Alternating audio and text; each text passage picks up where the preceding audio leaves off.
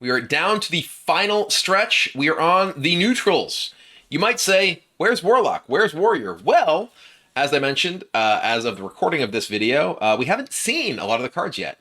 The Warlock and Warrior reviews, including the Warrior review on this very channel, have not yet come out, so I can't talk about them. So we will go on to talk about the neutrals with this incredibly powerful card, Ancient Totem. 0 cost, 0/3, Totem. This is, I don't think this is likely to be a card that sees tons of play. In fact, don't even know that this is necessarily a card you play in Totem Shaman, as weird as that might sound. A big part of the power of Totem Shaman actually comes from Anchored Totem, so it wants 1-cost totems, not necessarily 0-cost totems. So this maybe is a weird card that you decide to play as a 0-cost totem in a Menagerie deck to get a 0-cost way to improve the power of, maybe your party animals, maybe your power sliders, maybe discover a 1 amalgam band off of it because it costs 0, right? So that feels like a lot of the most likely places that this is actually going to see play. Weirdly enough, don't think it's actually in Totem Shaman. Next up, we have Angry Hellhound, a 4-cost 2/5 rush with +4 attack on your turn. So this is actually weirdly, I think actually a pretty good removal thing. I don't know that it's actually going to see much play in Standard or anything, but a 6 attack 4 power thing can attack up into a lot of things, and probably just is too easy for your opponents to trade into and whatnot. But a 6 power minion for 4 is shockingly more powerful than you might imagine. So it's also a beast, which is not irrelevant for a number of things. So this feels like it's probably unlikely to be quite good enough to actually see constructed play, but I don't think it's bad. Next we have Careless Mechanist, a 3-cost 4/5. After you draw your second card in a turn, destroy this. This is a very interesting card. It's very overstated, right? A 3-cost 4/5, you're getting Yeti level stats, which obviously are hardly worth 4 mana these days. But at 3, you're outclassing just about everything and most removal. Obviously, most decks are going to want to draw extra cards, but being able to play this guy and not draw cards, decide how exactly you want to spend your mana and your resources and whatnot, and keep this guy around, actually this feels like it's a reasonable option. I could see this being played in some aggressive decks that just can hold off on their card draw or whatever, or just don't have much card draw and are just looking to push with the strongest statted minions possible. So this actually feels like it might be a card that has some potential in some actual constructed decks. Next up, we have Celestial Projectionist. 2-cost 3/2 battlecry. Choose a friendly minion, add a temporary copy of it to your hand. So this has some of the effects of Brewmaster, right? This being able to give you extra copies of things, but you have to play them right away. A temporary copy typically is one that lasts until the end of this turn. So, this can be used as a pseudo Shadow Step. Obviously, you need to be able to play the thing right now, but if you're looking for extra copies of, say, the Paladin minions we talk about that make Earthens and whatnot, maybe you're getting extra copies of, I don't know, extra copies of Fizzle for even more snapshot action. It does seem like there's a lot of potential tools that this can work with to, just really give you a little bit of extra oomph for a number of decks that care about having extra copies of specific minions. And crucially, it doesn't remove the minion from play. One of the problems with something like Brewmaster, right, the Pandaren Brewmaster, returning the minion to your hand, you're losing a massive amount of tempo if that's a large minion. If you're playing Celestial Projectionist with, say, a lot of people watching my stream have seen me play a lot of Hook Tusk. If you just want more Hook Tusks, great. You can Projectionist, play another Hook Tusk this turn without losing the Hook Tusk that's already in play. Maybe you use that with other things that are giving you the ability to bounce it too. So you're okay, I'm going to play Projectionist. I'm going to play my Hook Tusk. I guess you can't do it that way, but you could Shadow Step your Hook Tusk, play your Hook Tusk, Projectionist your Hook Tusk. No, none of this works. This is all too mathy, but you get what I'm talking about. It gives you the ability, assuming it's not something that you're really reliant on, like a Hook Tusk, because that was a bad example, to give you just extra copies of those things. Maybe it's giving you an extra Mograine, an extra Tess, an extra whatever. Tons of things that you can potentially use, most likely in classes that are not rogue because they have enough ways to reuse them anyway. Next up, we have Containment Unit. 7-cost 6/6 magnetic with Death Rattle, summon a random 8-cost minion. This is a pretty powerful effect, right? obviously it's pretty expensive, 7 cost, but it's a 6/6, which is, underpowered for that. But with Death Rattle summon an 8, like you're getting kind of a lot, assuming you're actually getting the Death Rattle effect and it's not dying. And the fact that it is a big minion with magnetic also means that this can just like connect and crack someone for a huge amount of damage. So I think this is just a very strong card. That obviously if you're playing a deck that is looking to do this sort of thing, but again, like it's very expensive. So, you're probably, if you're playing like a deck that is looking to be like mech oriented, even magnetic oriented, you're looking to be much lower to the ground. But, in a game where this sort of effect comes up, it is very powerful. You probably don't want to build your deck in such a way that this is the sort of thing you're looking to do, though, because that tends to be pretty slow for what is successful in these sort of metagames. Next up, we have Disguised Kefir, 5 cost, 3/3. Each turn this is in your hand, transform into a random card in your opponent's deck. This is just a weird one. This is, I don't know. It's not a 5 cost 3/3. It's never going to be a 5 cost 3/3. But this is kind of a neat card. Gives you some information as to what is in your opponent's deck versus their hand as the game progresses, and can just give you potentially really powerful things in matchups against opponents who have really powerful things. But yeah, probably not a card you're really going to see very much play. My understanding is this actually does work with Harvester, Harvester of Envy in Priest though. So maybe you end up playing it in like a Priest deck that's using Harvester and Raiden and things like that. It's very similar to like the Chameleos from many moons ago that tracks your opponent's cards in your opponent's hand. But this gives you obviously many more options because it looks at their deck. Next up we have Drone Deconstructor. A 1 cost 1/2 mech with Battlecry, get a 1/1 magnetic spark bot with a random bonus effect. We talked about the spark bots in the rogue section, but this is if you're looking to play a like mech deck, having the ability to start off with a minion on 1 that gives you magnetic ability to upgrade it on 2, or just an extra body. If you're playing a mech deck that's looking to magnetize, this is a great way to start. So yeah, I think this is definitely a card that's going to see play in mech decks. Both for just the fact that it is an initial body that you can magnetize on itself, and it gives you the flexibility of the extra magnetic card as well. Next up is Flame Revenant. So this is if you are looking to play like the sort of big Mage Elemental deck that we're talking about, this kind of feels like it's going to be one of the central cards. I still feel like there's maybe not quite enough there, but it looks like what the Mage Elemental deck wants you to do is play a bunch of elementals in a turn, which is kind of also what Flame Revenant wants you to do. You want to play your cheap your elemental that makes your elementals cheaper, have like your synthesize which made more elementals, and just play like a bunch of elementals in a turn that are getting buffed by this guy, and that's reasonably powerful. Then you reload the next turn. The problem is like what else you do when your opponent kills that board, and that feels like is the question remaining to be answered. Next up is Imposing Anubisath. So this is a 4 cost 7/7. The memes write themselves, but a can't attack. So in that case, maybe you play this in some sort of Silence Priest deck, but also Taunt. A 4 cost 7/7 Taunt against aggressive decks is actually quite powerful, right? Like this is not easy for an aggressive deck to get through.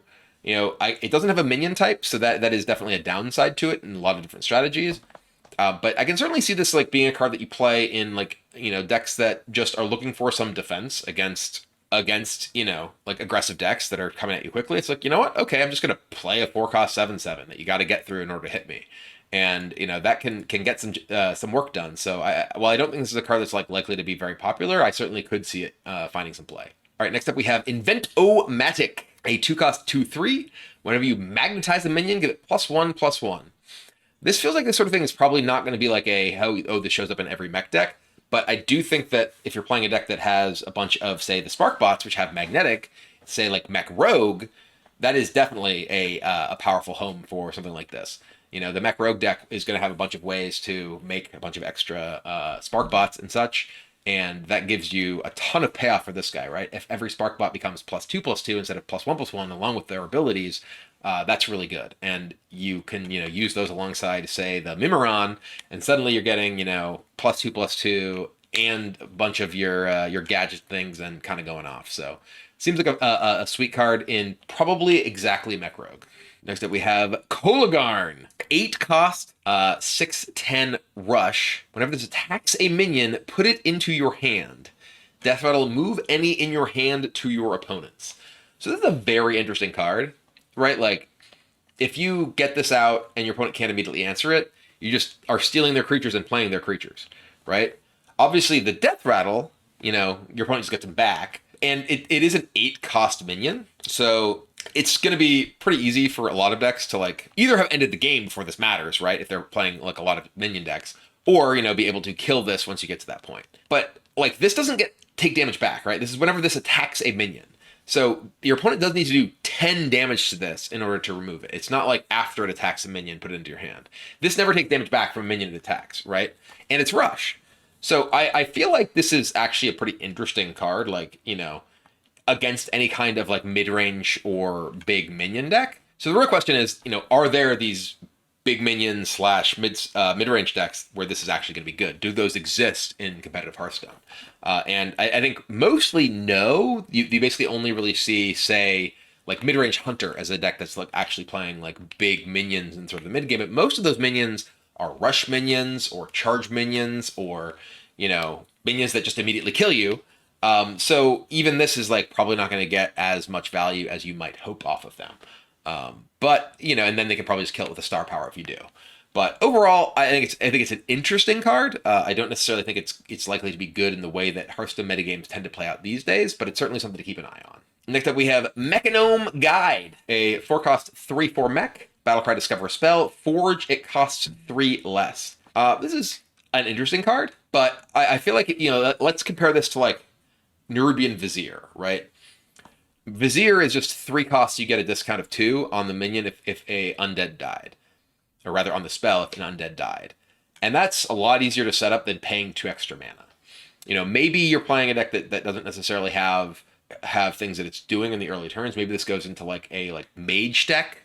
Maybe this goes into, like, say, a like, Ramath mage deck, right? That's looking to forge on 2, play this, get a discounted spell on 4, and then, be able to use that spell multiple times because you have Ramath. Maybe this goes into a Relic Demon Hunter, but there's so many things that are more efficient than this for for discovering spells for Relic Demon Hunter. So I feel like this is certainly an effect that like looks like maybe it's powerful, but there's so many discover spell options, and this is effectively costing you 6 mana to get that spell that costs 3 less, and that's a lot, right? So I do sort of question this a little bit. Maybe this is better than say School Teacher in some control decks, right? Like maybe this is better than School Teacher in, say, Control Priest. It's a smaller minion, you're not getting the extra, you're not necessarily getting the extra body, which could matter for things like Cathedral. I don't know. But overall, this feels like it's hard to find a home to me, just given how powerful a lot of the other spell discover options are. Next up, we have Mecca Leaper, a 3-cost 2/2 mech with magnetic. Death Rattle, give a friendly mech +2/+2 and this Death Rattle. So we have a Battleground card coming to Standard, that we had the Leaper that, jumped around all your guys in beast builds. But this is interesting because I envision a lot of magnetic decks not necessarily having a bunch of individual minions in play. Like it feels like you're not necessarily going to have like a ton of mechs in play in many decks that you're looking to be doing magnetic action. But, maybe there are like sort of more swarm-oriented mech decks. We were talking about like Mech Rogue with tons of spark bots and things like that. Whereas like your opponent does kill your big thing, and now you keep this around and just keep, getting the ability spread to future things, and they don't kill all of them at once. Maybe this goes in like Mech Mage. They do tend to play like more swarmy. Although a lot of Mech Mage, when they're played at like in a lot of matchups, they're just looking to do like big shark turns with Gateway, and this feels like maybe it doesn't necessarily have a home there. But I don't know. It's a weird one by itself. It's not giving you that many stats, and you need to have more stuff on the board when you magnetize this to take advantage of it, which feels a little bit challenging. But the effect, if your opponent isn't able to clear the board, can be very powerful over a lot of turns. But it feels like most of the time, your opponent's going to be able to like kill your other small things, and then your big thing, you're not getting much value out of it, and then you paid 3 mana for +2/+2, and that's pretty bad. Next up, we have Melted Maker, a 3-cost 3/3 elemental. After you forge a card, get a copy of it. This is kind of the standard like here's a bonus thing that works with set mechanic. Though this one, if you are playing a deck that's like going to be playing a bunch of forge effects, does feel like it can be pretty powerful because you're getting, multiple copies of upgraded cards. you play this and then spend your 2 mana, and then suddenly you get like 2 really powerful cards in your hand, and that feels a lot better than a lot of the sort of minion with set mechanic we've seen in the past. So I feel like this has some potential in like control decks that are likely to play like a higher density of forged stuff than most decks. Next up we have Ravenous Kraken. 3 cost 2/5 with Battlecry, destroy friendly minion, death rattle, summon a copy of it. This is like Carnivorous Cube Light. It's obviously a cheaper version of it. This is a powerful thing with like death rattle effects. Like this, if you're playing this in like a deck with like eggs, right? Like maybe you get to play like a deck that plays like the Yelling Yodeler with this, and like you just make, if you don't have your Yodeler for your egg, you use this on it, or maybe you do and you use your Yodeler on something else. Just feels like a like powerful tool for like decks that are built around cheap death rattles. And itself, obviously, working with death rattle stuff. I don't think this is likely to be nearly as powerful as like Cube was historically. But being cheaper does enable much faster things like the tempo, egg plays that I'm describing. Next up, we have Razorscale, a 3 cost 2/4 dragon.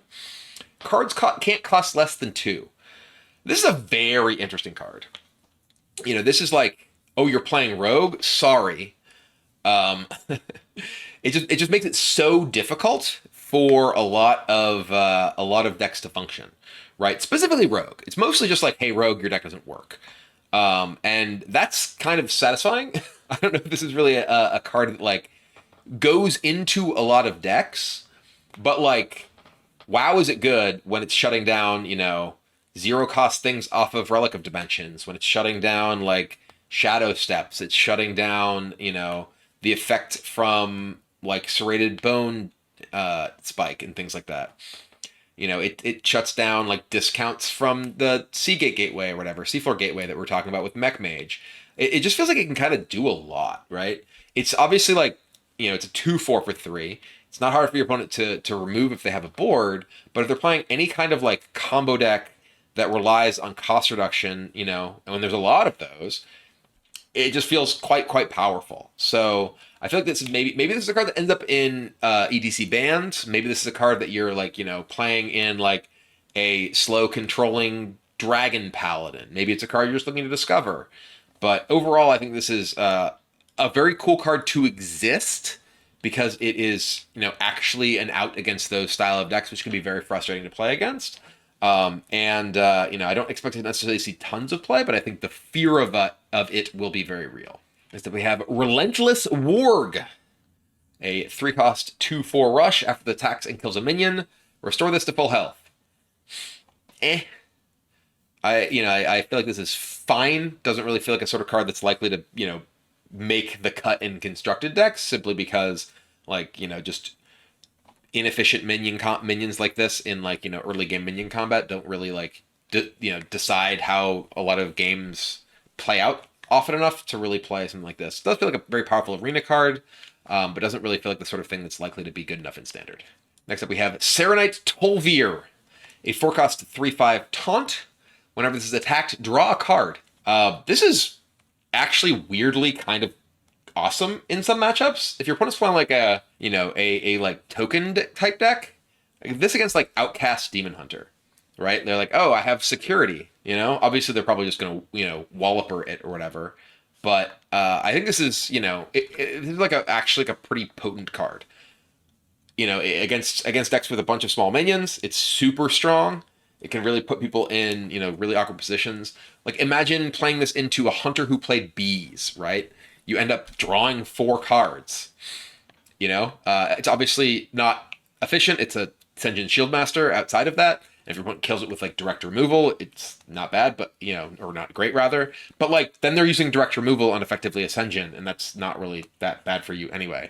So I think this is certainly like a card that is reasonably compelling, which is a lot to be said for something that's literally a 3/5 taunt with no minion type. Next up is Sharp-Eyed Seeker. 3 cost 3/3 beast with Battlecry. If there's a card in your deck that didn't start there, draw it. This text is a little confusing. This is not draw all cards in your deck that didn't start there. If you shuffle in 6 cards, this will draw 1 of them. So it's not like, a crazy card draw effect with like you know, academic espionage. Not that that's in standard or whatever. But this is, you know, there's obviously just like already very powerful cards this is very good with, right? This immediately gets you your snapshot, right? It immediately draws like a Sunken Saber, right? It can immediately draw a Colossal off of Phelan, right? So this is, you know, just a pretty powerful card in that sense. It's obviously just a 3/3 for 3. But you know, it has some very very strong utility in a lot of situations. I don't know if that makes it good enough to justify actually, you know, using a slot in your deck on a 3-cost 3/3 with no other effect. Probably not is my guess, but if there are like decks that are really really heavily reliant on, you know, like particular things that they shuffle in, it can enable certain archetypes. Any kind of like, hey, I search for this particular card does feel like it's pretty powerful. So I do think there's potential here, but I don't expect it to be like a card that sees a ton of play just alongside, you know, Fizzle in your deck or whatever. Next up, we have Starlight Whelp. 3-cost 4/3 dragon. Battle card, get a random card from your starting hand. This is just another really cool card.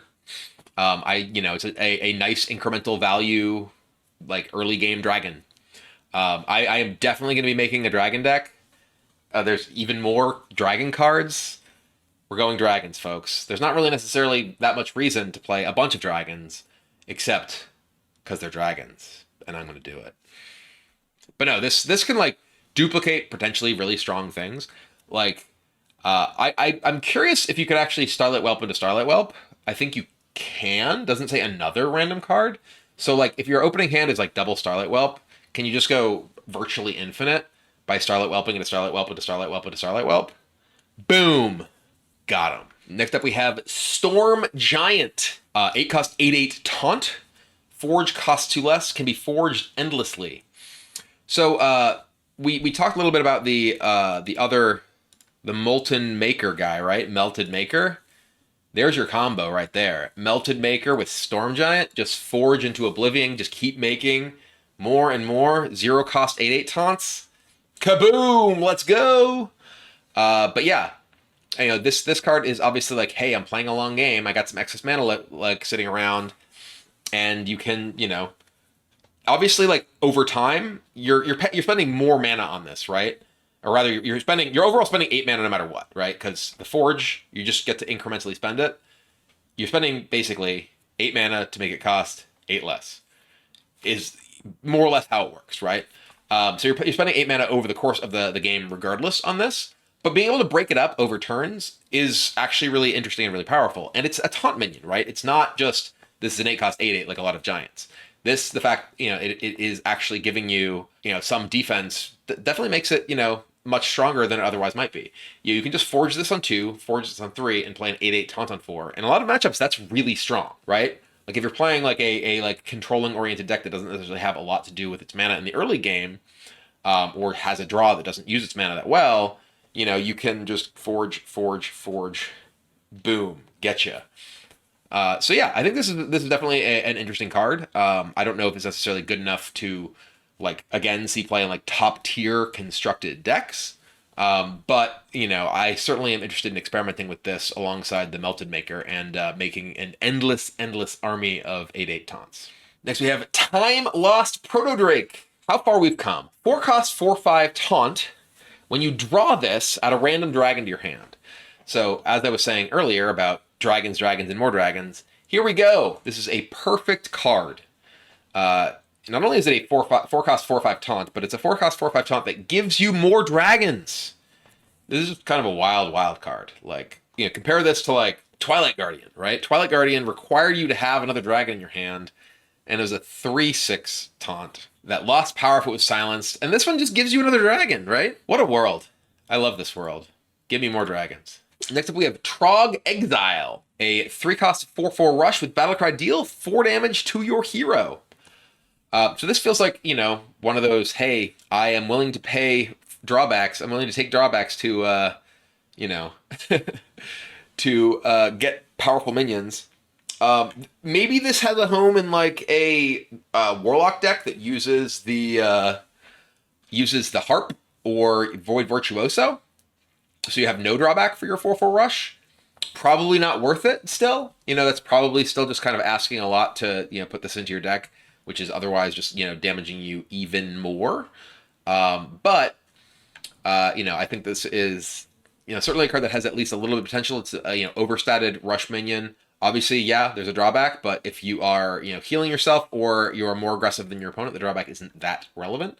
And the extra stats that can attack your opponent's minions right away very well could be. Next up, we have Victorious Vrykul. A 1 costs 1/2. After the attacks, gets a 2/3 Valkyr that costs 1. So this is a card that, like, if you go first, and maybe you go first and you have buffs, can be very strong, because you play this and you get to attack and get a 2/3, and maybe you get to attack again, get another 2/3.